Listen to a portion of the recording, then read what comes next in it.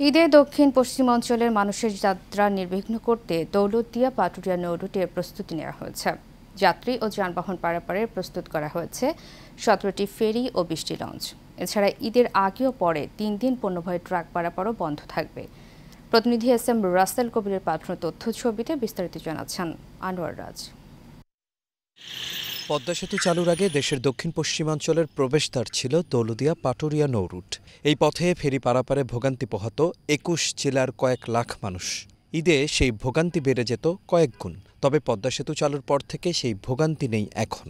পদ্মা সেতু হওয়ার কারণে অনেকটা যানজট আমাদের এই ঘাট থেকে কমে গেছে। পদ্মা সেতু হওয়ার কারণে ম্যাক্সিমাম গাড়ি চলে যায় ওই লাইন দিয়ে, যার ফলে এখন অনেকটাই স্বাভাবিকভাবে আমরা চলাচল করতেছি। আগে তো 3 দিন 4 দিন আমরা বসে থাকতাম, এখন তো আশা সাধারণত ফিরে পাচ্ছি পদ্মা সেতু হওয়ার পরে।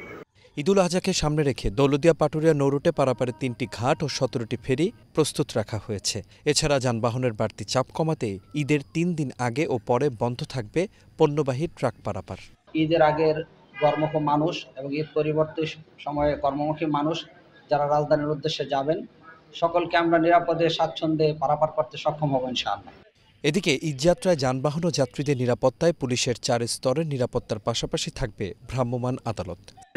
সেনাবাহিনী এবং আমাদের আনসার সদস্য সহ অন্যান্য যারা আছে আইন শৃঙ্খলা রক্ষার দায়িত্বে প্রত্যেকের সাথে আমরা সমন্বয় করে যাতে নির্বিঘ্নে যাত্রী চলাচল করতে পারে সেই ব্যবস্থা আমরা গ্রহণ করেছি। ঈদ উপলক্ষে ঘরমুখী যে মানুষরা তারা আমাদের গোয়ানন্দ ঘাট হয়ে যারা আসবে তারা যেন নির্বিঘ্নে ফেরির মাধ্যমে যাতায়াত করতে পারে, কোনো ধরনের চাঁদাবাজি বা হয়রানির সম্মুখীন না হয় সে বিষয়ে জেলা প্রশাসন বিভিন্ন ধরনের মোবাইল কোর্ট টিম প্রতিদিনই মিনিমাম 2টি বা তারও বেশি মোবাইল কোর্ট টিম সেখানে কাজ করবে। দৌলতদিয়া পাটুরিয়া নৌরুটে দিনে 1.5 থেকে 2,000 যানবাহন চলাচল করে। তবে ঈদের সময় চাপ বাড়ে কয়েক গুণ। আনোয়ার রাজ, এশিয়ান টেলিভিশন।